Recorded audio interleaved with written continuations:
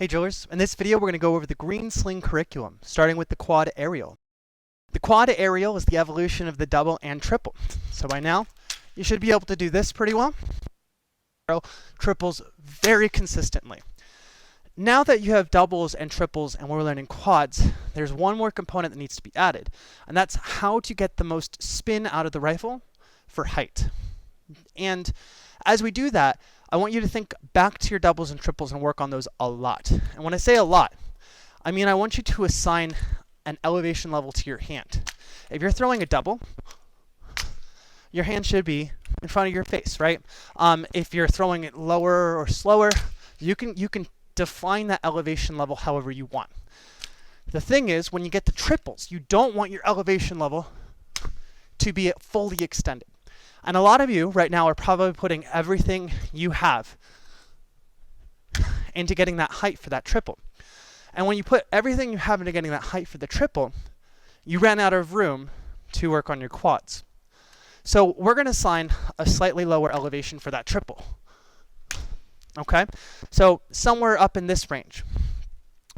Now you'll notice that the rifle obviously doesn't travel as high while my hand is not as fully extended. So that means that the rifle is spinning faster. In order to build up that speed, start all the way back to single spins. Feel that push and the rotate around before getting that full single spin at full power. Then, quicken up your doubles. Those doubles don't need to be higher than the face. This balance point goes eye level for me, and not any higher. So you want to be able to get that much spin out of your doubles. It's going to feel very fast. So take this slow, take this easy, wear gloves, protect your fingers. You don't want to like hurt a finger here, right? Then you got to move those triples down. Okay? And when you move those triples down, again, the rifle's going to go faster. A lot of this comes off the right hand push, but part of it comes from a little bit of over torquing on the turn over on your wrist here. In fact, you can get all the rotation you need without this hand at all. But to get the speed, you got to push down with this hand just a little bit. Just from here to here, get that elevation.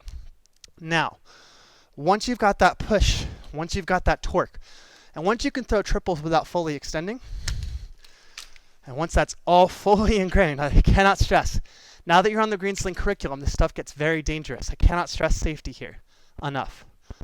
Work on your doubles and triples until you can almost do them blindfolded.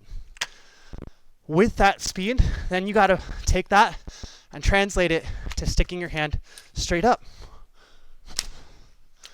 And if you can get that speed with your hand all the way up in the air, you're going to be able to hit those quads. The triple left-left is an evolution of the double left-left. So you should have learned the double left-left before watching this video and trying to learn a triple left-left. The same principles will apply to a triple left-left as the double left-left, except the danger level has gone up significantly since you only have one hand to catch, there's no fail-safe, and you got to hit it right away. I do recommend learning this trick after learning the quad aerial.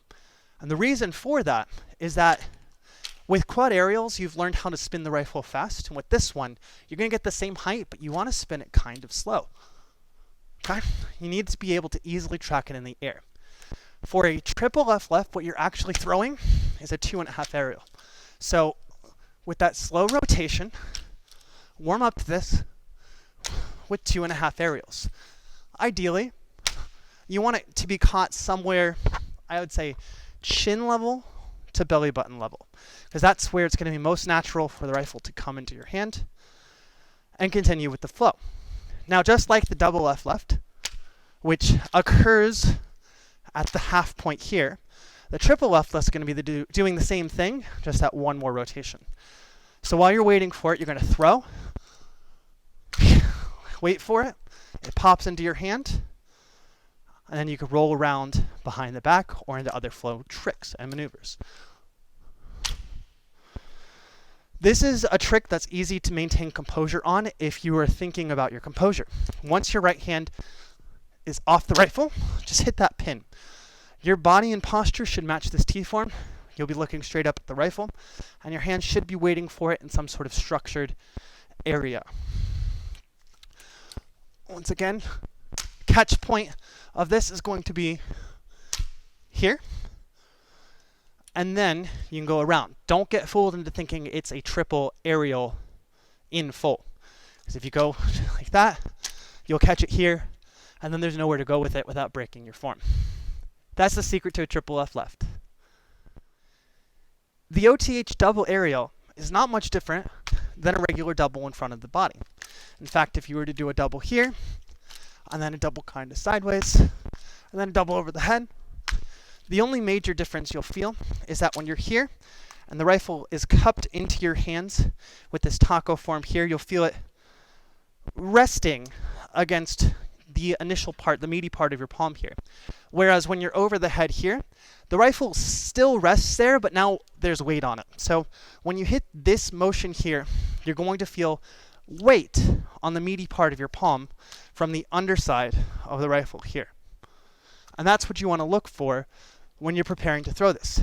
Beyond that, you throw the double aerial. Now, physically, the trick isn't much different than an aerial, but mentally, there's a couple more components that you need to keep in mind to keep your cool and to stay safe. First, I want you to think back to the first time you let go of the rifle for a regular aerial. That was scary, and all you had to do was run from it.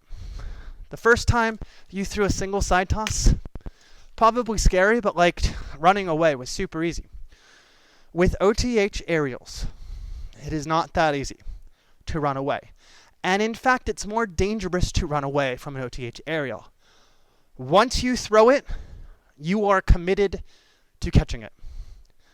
That is the scary part of an OTH aerial. There is no room to drop and no room to have failure. But more important than that, because if your hands are up there, you're probably not going to drop, you're probably not going to fail, you're probably not going to get hurt. But mentally, if you don't keep that in mind, you can get hurt. So with OTH double aerials, you don't want to run from it, around it, or side to side. The fastest spinning part of the rifle comes on the outside of the rifle. So on tricks like these, if you were to run away and then get hit, this is the most dangerous part of the rifle to get hit with. Better techniques for dipping out of an OTH aerial is really just to put your hands up, protect your head, and swat it away. You don't want to get to that point. You want to move at a slow pace. You want to move at the 1.5. You want to move at the 1.25. You want to be able to fail at each point of the spin successfully. And by successfully, I mean when you fail at getting that rotation, you're still able to catch it. So when warming up to this trick, instead of just launching right into a double OTH aerial, just pop it. See where it lands. Just gently, 1.5, a little bit higher, 1.25.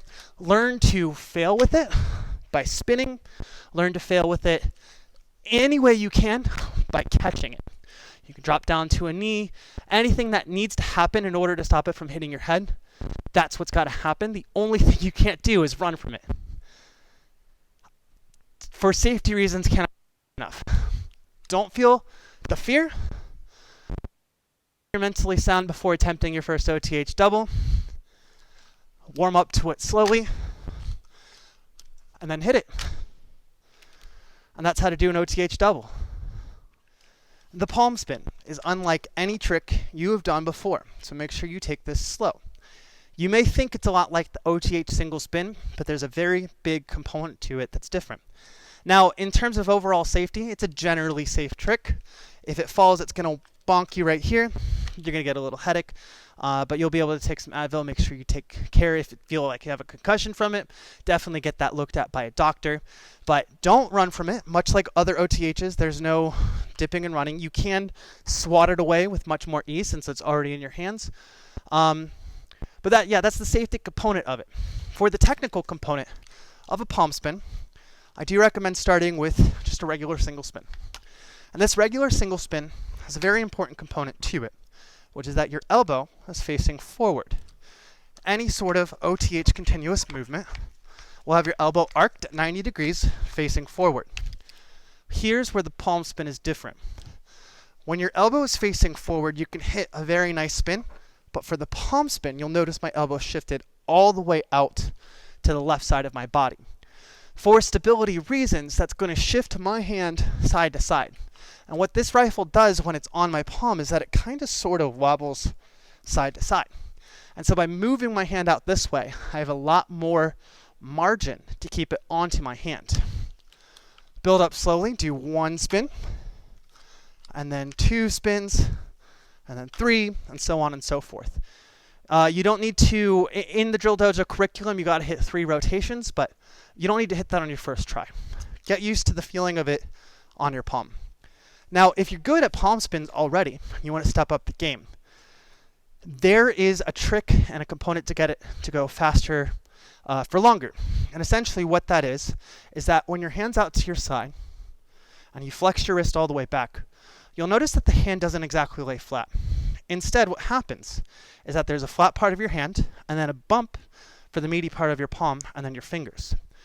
Now, the less surface area that's on the rifle, the more it's going to spin due to friction. So you want to minimize that friction. You want it on the meaty part of your palm. And that meaty part of the palm needs to be flat against the sky. And that's going to be a lot of technique and a lot of practice and a lot of work. But if you can hit it just right, you can go a very long time. And in fact, you can keep a palm spin going artificially by pushing it. And that's how to do a palm spin. The death double is an aerial that is also a cross plane. This should not be your first cross plane. You should have learned at least TICs or Centinos by now, because those involve moving the rifle around the body and not the body around the rifle. Adding this component of the rifle moving around the body and the body moving around the rifle ups the danger factor by quite a bit. And in fact, more so than you might think. So before we jump into death doubles, we're going to jump into some safety things about death doubles. Now that you're at the Green Sling curriculum, things have started to get a little bit more dangerous. So I recommend drilling with a partner, wearing closed-toed shoes, wearing a helmet if you feel need to, and planning out how to run from a rifle. We've talked a little bit about it before on other tricks. This one's where it becomes critical, because where you run depends on how you threw it. With an ordinary double, at a slow speed, it's just going to be right in front of your face.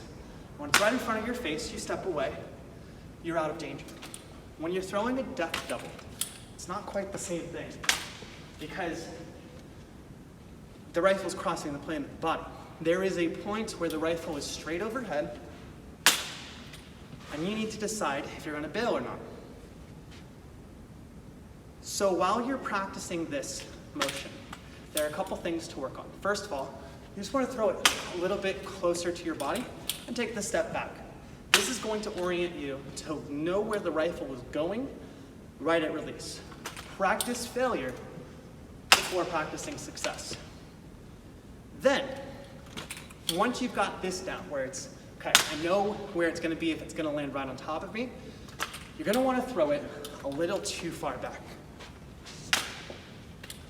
And I do recommend doing this over grass, and I do recommend dropping, because you also want to know how far away it's going to be from the body when you're throwing it.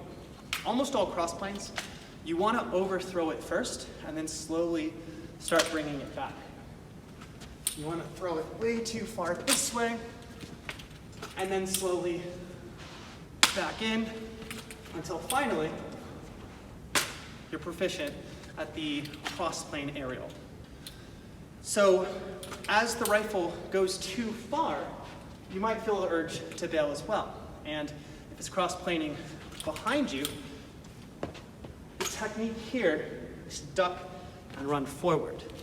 The reason we duck is in case it's not traveling as far back as you thought it is.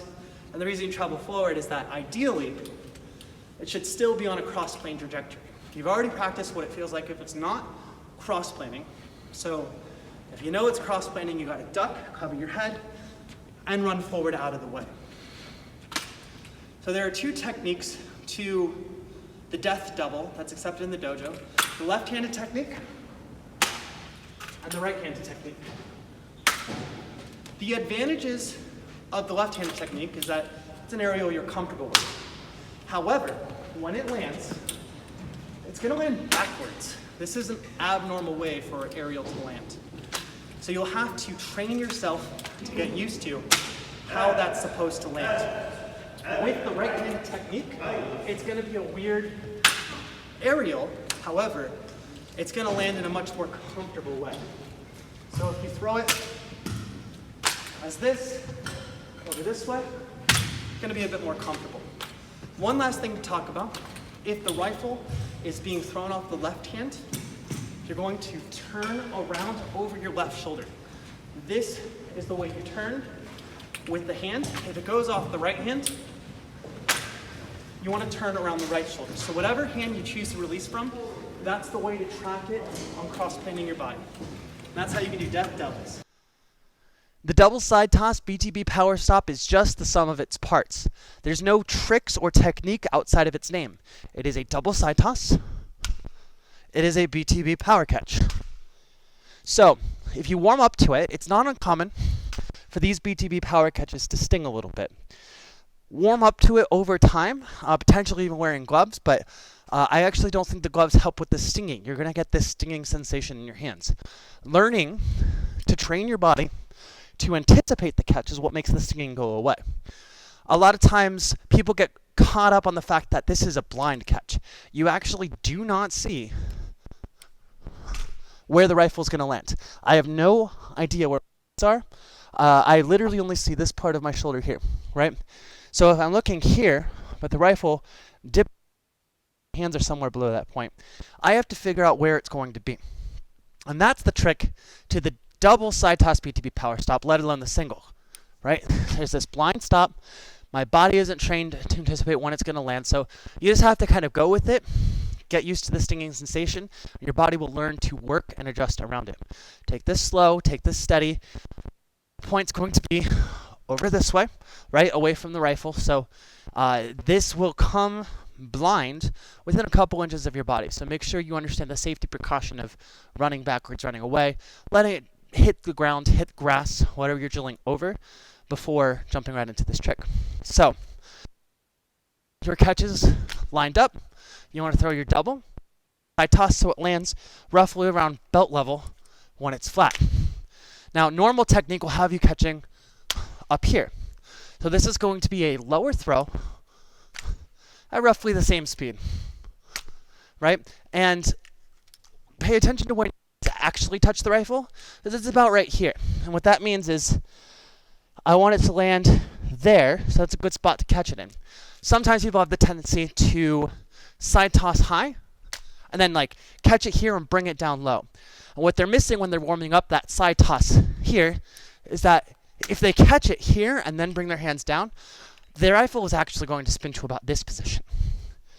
And it's going to be over torqued. So warm up to hand as low as possible to the belt level here. Once you have the throw, once you have the catch, you just put them together to make a double side toss BTB power catch. The stationary full ninja is just a rising sun with one extra rotation in it. So if I'm doing a rising sun and I just pass it back, that's a 0 rotation. A full ninja will put the rising sun with 1 rotation that's aerialed in the air. The full ninja trips people up because they don't understand how to get an aerial behind the head. And the trick with the full ninja is in this C set here. So if you've been following from the beginning and you've been learning with these videos, you'll know that I insisted on having your thumb over the top of this metal part of the drill rifle when you're learning your C set. The reason for that is 2-part. First part's control. This gives you a lot of wrist control and allows you to torque the rifle around at will. The second part is transferring momentum from your shoulder through your arm and up behind your head. All of that energy from moving here to here can transfer through my arm and to this part of my thumb. So this thumb here where I'm cupping it is what provides that lift, and that's why having your hand in that position is so important. In order to get the full ninja, you need to learn how to do that throw. Now, if you've learned TICs already, you should have an idea of how to get that height and how to get that lift. The TIC is a full ninja throw that is a little bit more comfortable because it happens in front of your body. And when you throw it, you transfer the energy through your thumb, you get that TIC, and everyone's happy. So I do recommend learning a TIC if you chose Centino in an earlier curriculum. Now, to transfer this to a full ninja, you want to transfer that energy behind the head here so that the rifle goes up and over, and then the catch point is exactly like it is on a regular rising sun, whereas though you were handing it off, now you're snapping it from the air with the same technique. So thumb underneath, rotates up, and you're able to snap it out of the air. From behind, I'll show you the catch point. Here, right? So rifle pops up, catch it here with the sling facing down, and then you can roll into more rising suns and any sort of rising sun mechanic that you need to, right? This part here is just the exit of a rising sun. So if you're going into further exits, that's a good place to do it. Now, this technique for the green sling curriculum is specifically from the stationary position, and it is specifically so you learn to use this thumb really efficiently and effectively. Moving forward, that thumb position will be very useful for flying Floridians on the blue sling curriculum. So that's why this trick is very important. Spend your time with it, learn it well. Now, one other thing to mention is that you can look either at the throw or the catch or none at all. And whatever habit you fall into is probably what you're going to keep on to for a long time. A lot of drillers choose to look at the throw and catch blind. Some drillers, and you can do this, but it kind of breaks all your form and bearing, right? They look all the way around as they're catching it. And some other drillers will just kind of look over at the catch. That one's a little less common, but I do recommend if you're going to look, just look at the throw, right? If you're going to look at all. There is a technique where you can do it without looking, and it looks great because you can make eye contact with the judge, keep your eyes straight forward, and it's just like doing a rising sun with an extra aerial. Learning those techniques and those consistencies are going to help you with that full ninja. And in order to tweak it to make it the best it can possibly be, you have to recognize that as soon as you're here, your left hand pin needs to happen. You shouldn't be waiting for it. You shouldn't be telegraphing what you're about to do. When you bring your hand up here to catch, as soon as you release with your right hand, it goes back down to hand pin. So you want to hit hand pin, hand pin.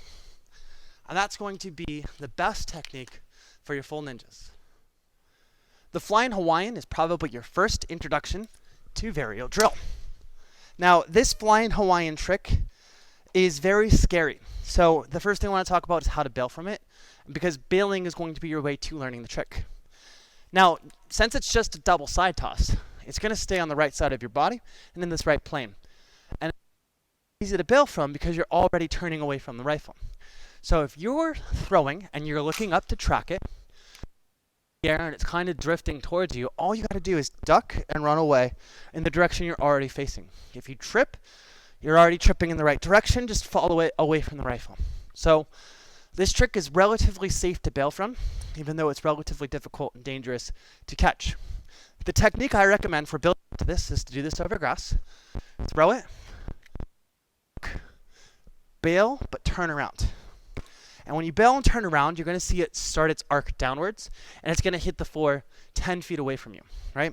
Over grass. It's going to hit the grass 10 feet away from you. And when you see that, you're going to get a little bit more comfortable, like, oh, wow, that wasn't as close as I thought it was. So then you're going to do that again, and you're going to duck, and you're going to look at it, and you're going to bail. It's going to be 5 feet away, right? You're going to get closer and closer and closer until finally you're essentially like that. So that means you can track it in the air and you can get your hands on it. And so that lunging ability right there, while it's bad technique overall, it's good technique for learning because you want to be able to stay as safe as possible. You want to be able to gauge how that's going to go. For double side tosses, this is going to be a high, slow rotation double side toss. Triple side tosses, this is a normal rotation. I naturally find that a 2.5 tends to be most natural for this trick for me.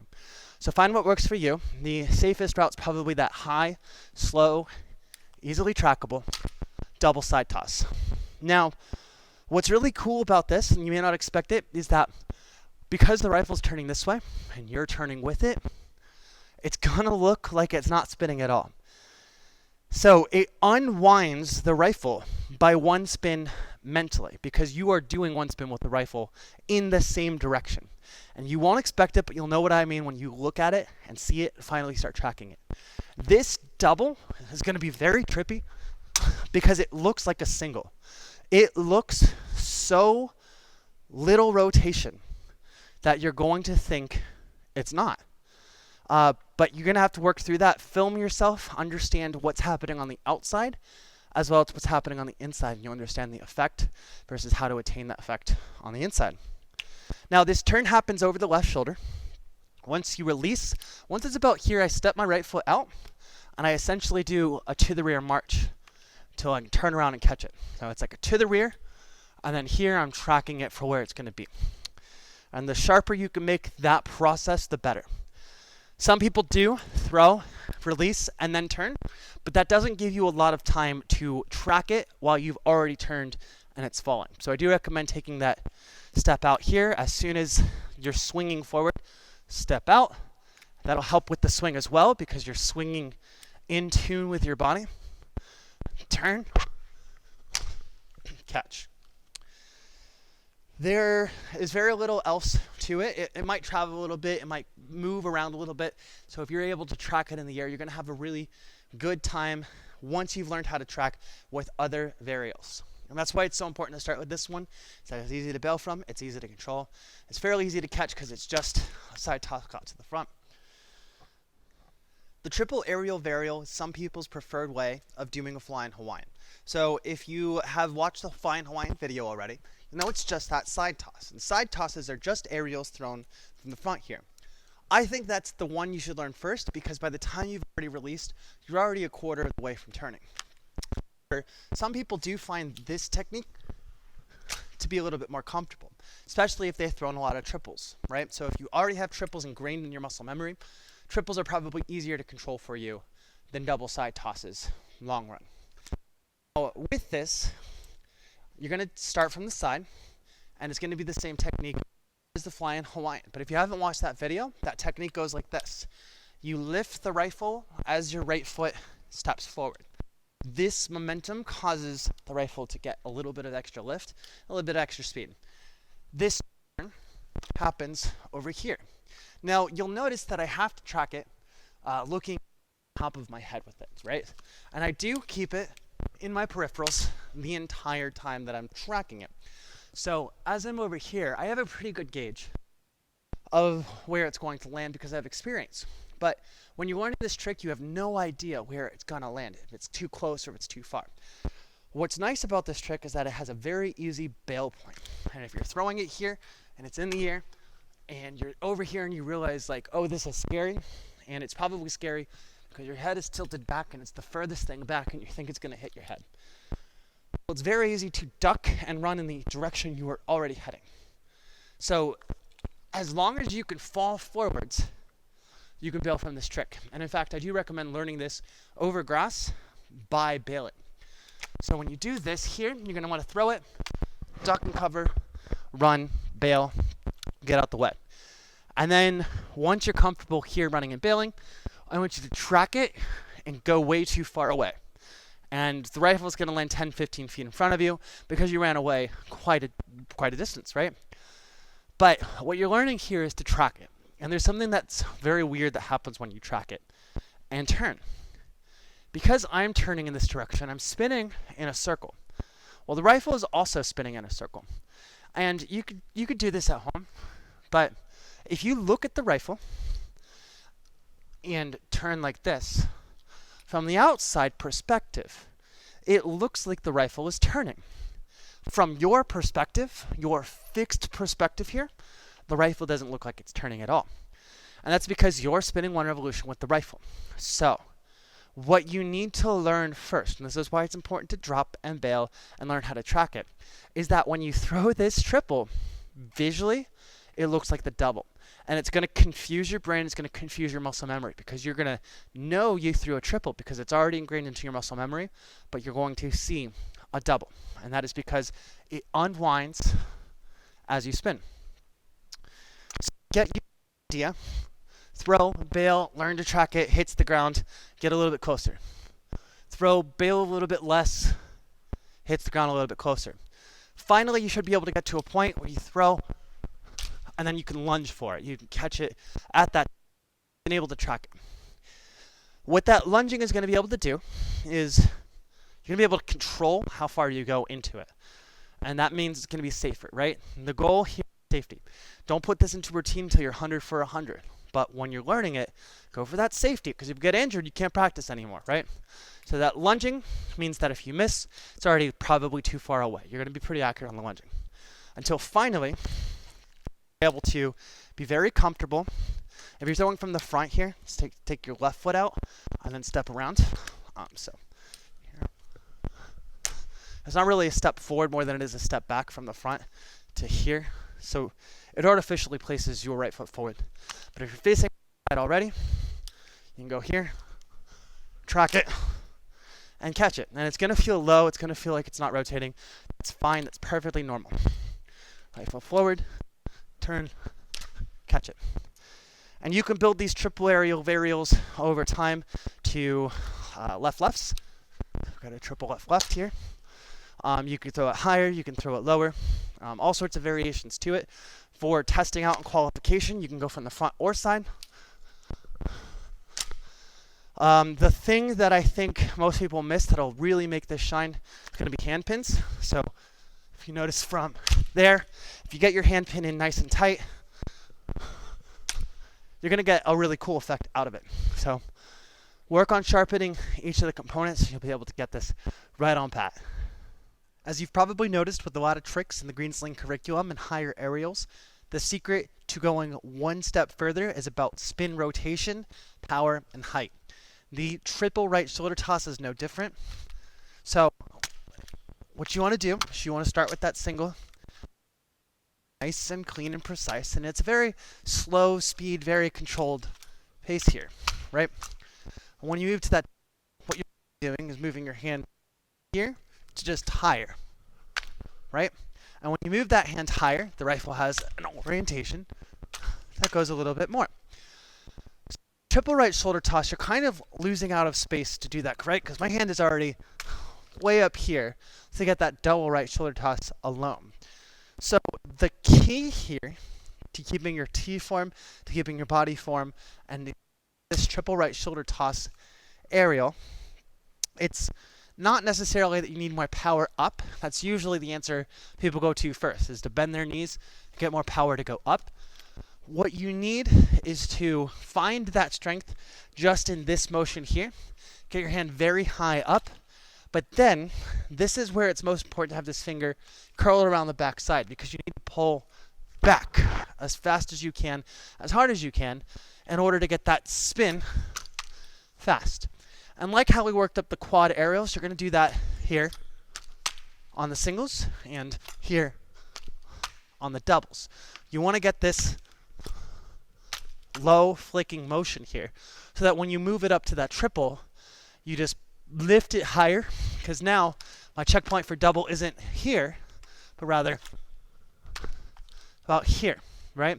So finding ways to get extra rotation by lowering your hand and fastening that pull back or that pull or that twist, whatever gets that rotation going, that's going to be the secret to those higher shoulder tosses up here. So for those of you who are wondering, right, a lot of people have problems knowing when it's counted, right?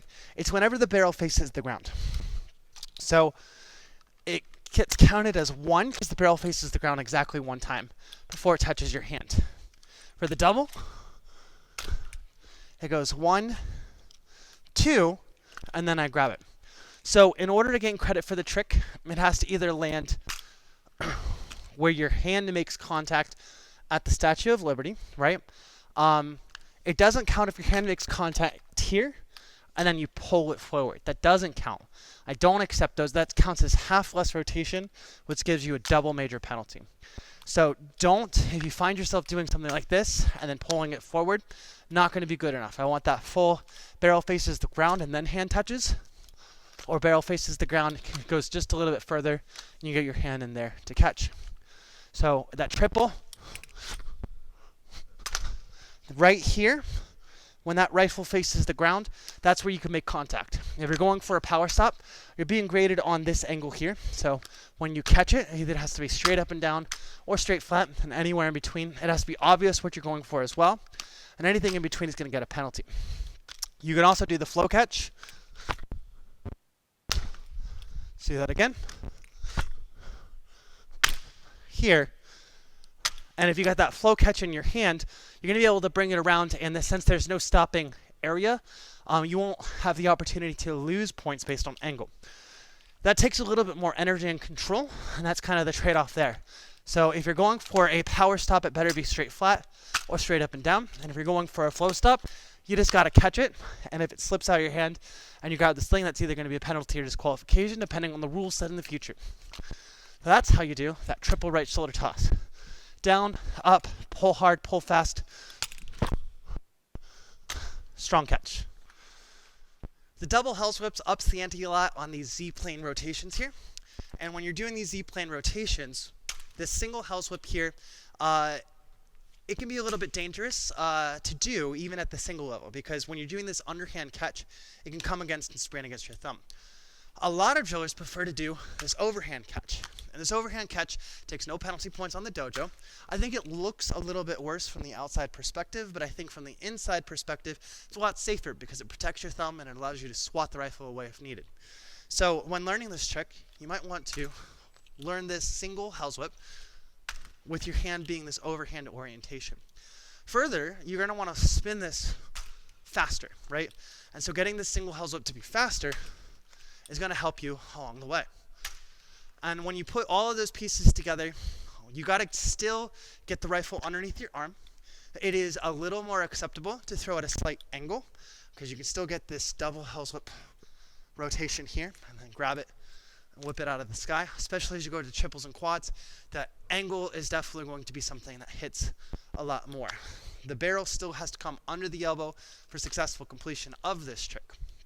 And then finally, work these hand pins. These hand pins here. On your left hand, since this is a right hand trick, your left hand should be pinned the entire duration of this trick. A lot of people, including myself, have a tendency to brace for it with their hand out because they're waiting for it to come, and it pushes your body in awkward directions. Keeping this hand pin nice and tight makes a very clean image. So putting it all together, you release fast, rifle goes into the air. I recommend overhand. I also recommend warming up to it by throwing it and stepping away and tracking it as it falls.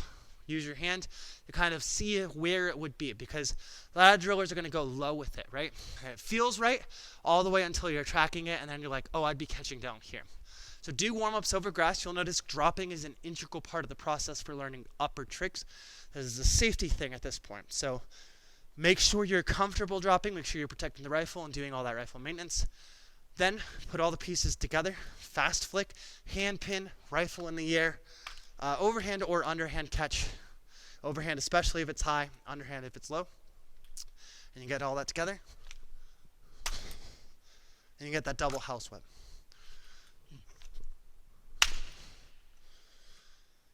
The double heavids whip is like a scarier, more comfortable version of the double Hell's whip. It's a whipping motion that comes from the OTH, and it pops down here, and you're going to snag it out of the air with an underhand catch. Notably, you can do this overhand catch, but like with this overhand catch here, you're going to find that it's more of like doing a double OTH and then bringing it out to your side. And I want you to be more comfortable with doing this underhand catch because it's got to dip more in order to be impressive visually. So how this is accomplished is you throw this double OTH light and in front of you, and it's got to spin to land right around here. Now notably, I want your left hand pin. This again, once your left hand releases, It has nothing to do with the trick, and then goes to the hand pin. Myself included, a lot of people have a problem of keeping it here for safety. And as you're learning, that's not a bad idea. But when you're doing this for presentation, hitting that hand pin as it's falling is going to be paramount. I think I was even a little bit late, so make that a little bit tighter and a little bit more controlled. Take the safety on this seriously. Wear a mouth guard, wear a helmet. Do this over grass. Do that drill where you throw it and then drop it and step away. This engages the most dangerous part of an OTH, which is the outer part. And if you don't push this out far enough, you are at serious risk and danger of getting smacked with the rifle. If you have the bumped part, the front sight here, you need to get rid of it. Take it off your rifle. Especially if it comes from like a daisy manufacturer, these things are sharp. They will go straight through your cheek. This needs to come off, period. You should be having it off for exhibition drill to start, but especially while you're doing this trick where it's going to come around and be at risk, you want it off. So there's no greater secret. You want a forward rotation that is light and gentle and in front of your body. If you throw a regular double OTH, you're going to find that this rotation doesn't really line up right. Even for triple heavens whip, it doesn't really line up right. So it's a brand new muscle memory that you're going to have to work in as a complete package from the left hand pin to the throw to the catch. But it is just a gentle double OTH thrown in front, snagged underhand, not overhand, especially for competition, and especially for your submission video. If it's overhand, you'll be subject to either penalties or disqualification, depending on what the rule set says at the time. But for safety, don't feel like you can't swat it away. Make sure for safety you're taking every precaution possible with this trick, including drilling with the buddy, wearing closed-toed shoes, and making sure that you're wearing a mouth guard or a face guard or something while you're learning this to make things more comfortable so you don't lose a tooth. The double scorpion toss is one of those that requires a lot of flexibility and strength, and it's very difficult to do. So you probably only see me do it once in this video because it's a trick that I'm not particularly comfortable with. Not so much on the mechanics of it, but the mechanics of my own body, right? So if you've done a scorpion toss before, you'll know that you want it to swing outside your arm with the barrel coming to the outside of your arm here. And when it reaches this apex point, you flick it up and over. There is no other secret other than getting more height. In many cases, this requires a little bit of a T-form break to lean forward. The stronger you get, the more that's going to solve itself. So, scorpion tosses, try and keep your abs tight, try and keep your body together, try and keep the spin nice and together here. And when you're doing this, realize that the count comes when the barrel reaches the ground. So that's going to be that one count. From double scorpion toss, it's going to come here and 2 times in the air. Now, like the right shoulder toss, that count comes when the barrel faces the ground. So this is when I'd like your hand to make impact with the rifle to bring it back down to the flat. If you go early here and you catch it like this and bring it back over, you'll be subject to penalty. Now, warm up to this double scorpion toss by feeling out how it's supposed to push and how it's supposed to roll. It's going to be a very high toss out here. Now, when you reach that peak, you just got to let go. So all together, let's do that again.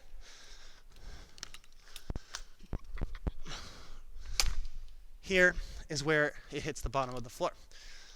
Let's try and get a clean one.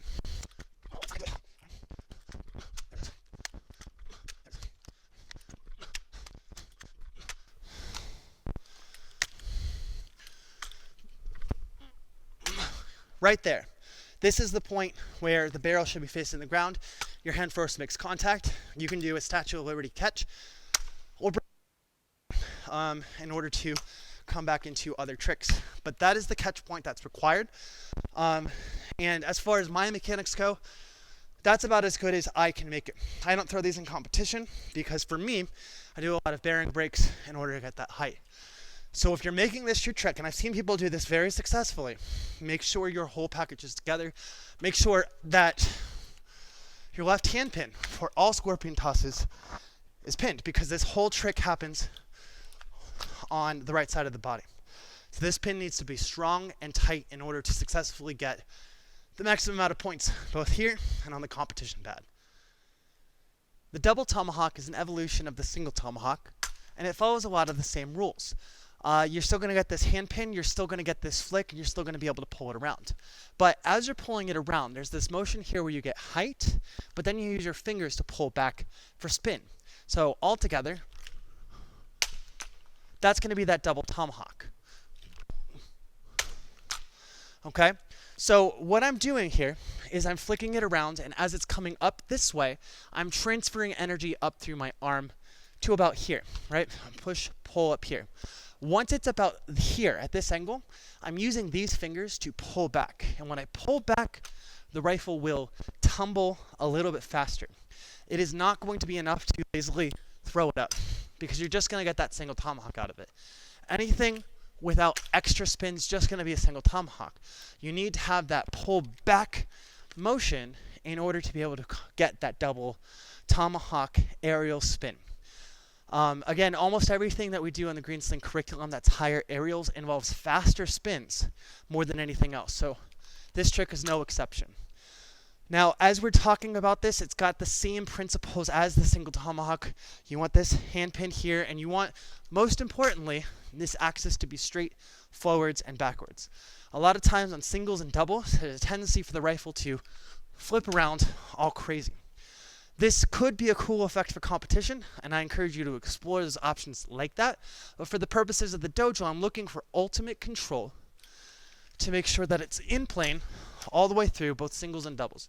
So doubles are going to be a little bit harder since it goes a little bit more and a little bit extra. But keeping in that plane is absolutely paramount. The last thing I want to talk about is how these things are counted. So when we're talking about tomahawks, the release point's here when the barrel's already facing the ground, and one full revolution later where the barrel's facing the ground is going to be your single tomahawk. You can grab it here at the Statue of Liberty position, or bring it forward from that position to some sort of roll to right shoulder, right? You can just bring it straight down. The double tomahawk has the same function where it's 0, and then you release, and it's 1, and then 2.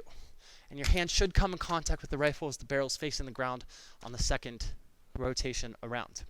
If you do it too early, if you catch too early, let's say it comes here and you just grab it and force it forward, you're going to incur a penalty for being a half a spin too little on the rotation. So make sure as you're doing this that you're able to fully stop it at this position, give or take a couple of degrees. I accept an error margin about this wide, and you can bring it all the way down from there without accruing any penalty.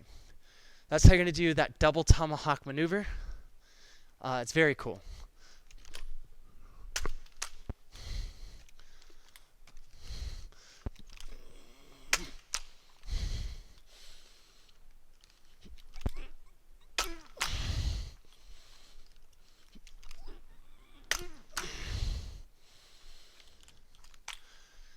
The triple under the leg is a triple left-left. So you're going to go here at your side with your hand catching it underneath your right leg and bringing the rifle back around your body.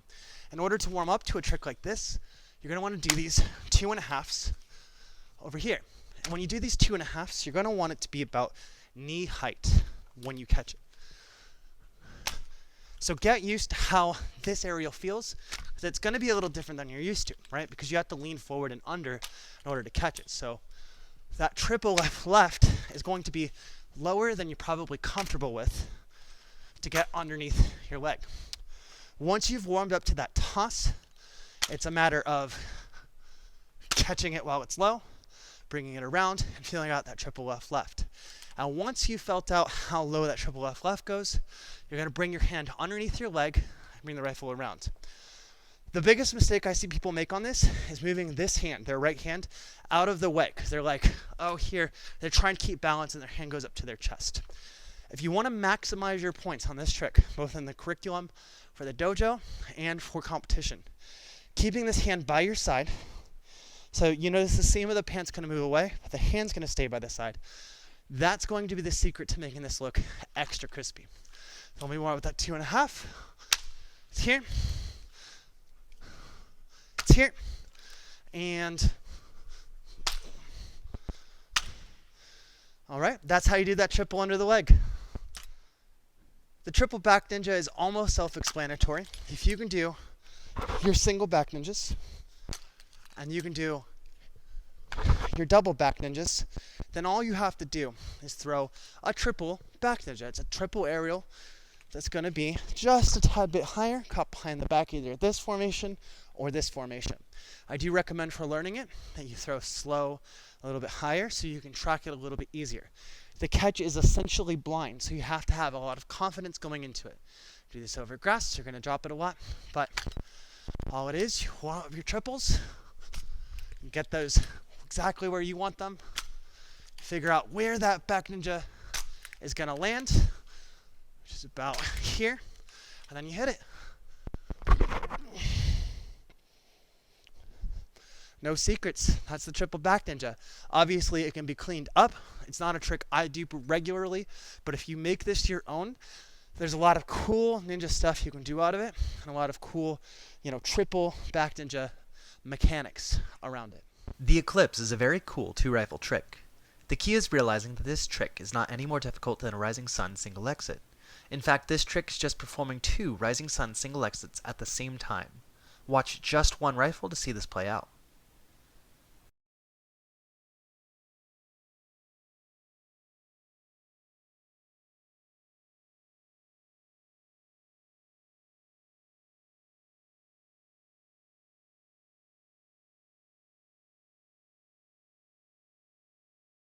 Now that we understand the underlying mechanic of the trick, we need to add the timing. The starting position makes a difference here, so spend a moment to observe that position. Now, start your C-set with your right hand. At the moment of contact, wind up your left hand for a dry single exit. The timing here goes as follows. When the rifle is ready to transfer behind the head, your right hand will be holding it and your left hand will need to grab it. So your left hand will toss the rifle up into the air for the single exit. Then, in the smooth motion, reach behind you and grab the rifle just like a regular Rising Sun transfer. Once the rifle's in your grasp with your left hand, your right hand now has a half a second window to move forward and catch the single exit. The rifles will now be in time, and as the left rifle swings up and then down, the right rifle swings down and then up. Make sure you can do Rising Sun single exits pretty much with your eyes closed. You have to be very, very comfortable with this trick to have it down so you can get both of these motions moving simultaneously. So this is your set point, and now you're just doing the Rising Sun single exit on repeat, utilizing the empty hand for motion at any given time instead of going for the hand pins.